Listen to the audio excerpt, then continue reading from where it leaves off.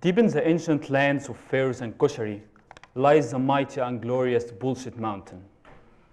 Residents of Bullshit Mountain believe that all our problems can be solved by killing political activists, imprisoning the LGBT community, and shouting "Long live Egypt" 3 times.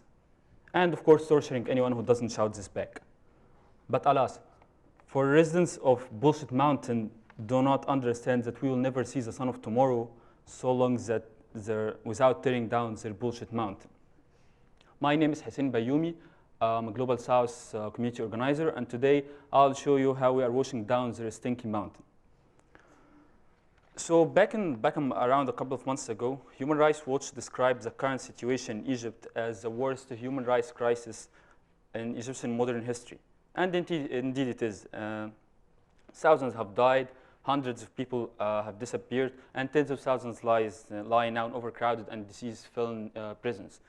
As a matter of fact, you can go ahead now and ask your Egyptian friends, provided that you have any, not friends, like Egyptian friends, if they have someone that they know that's in prison. And I can guarantee you that they know at least someone there. On Bullshit Mountain, the deaths of hundreds are everyday news. But a child waving a yellow flag is a harbinger of Armageddon for the Egyptian nation. And this is where we come in. When we started the Egyptian Commission for Rights and Freedoms, it was right after the aftermath of the biggest massacres in Egyptian modern history. Our vision is quite simple. Humans are best able to fight for their rights. And so we at the Egyptian Commission are now building the first community-based organization that works for human rights in Egypt. We work directly with communities, and we use 4 main tools to achieve this. We conduct basic research, like traditional research, human rights research, in order to understand the magnitude of human rights violations. We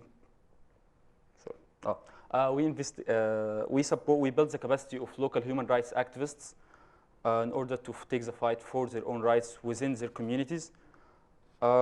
We campaign for incremental legal and structural changes within the Egyptian society and Egyptian legal structure. And finally, we provide legal aid for any person who faces repercussions for their brave acts. The philosophy behind this approach is quite simple.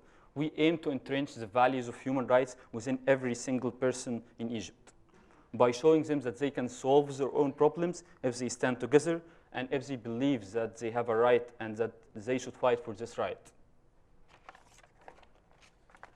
How does this have worked for us? Well, in 2011, there was a crackdown on the civil society in Egypt, and it was widely shared by the Egyptian population as a victory for the Egyptian people against the tyranny of Hamas, Israel, the United States, and any other country you can think of.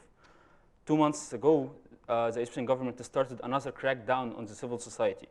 But this time, a large number of Egyptians did not really stand with the Egyptian government. In fact, a large number of Egyptian people now see it as an attack by the Egyptian government against organization by the people and for the people.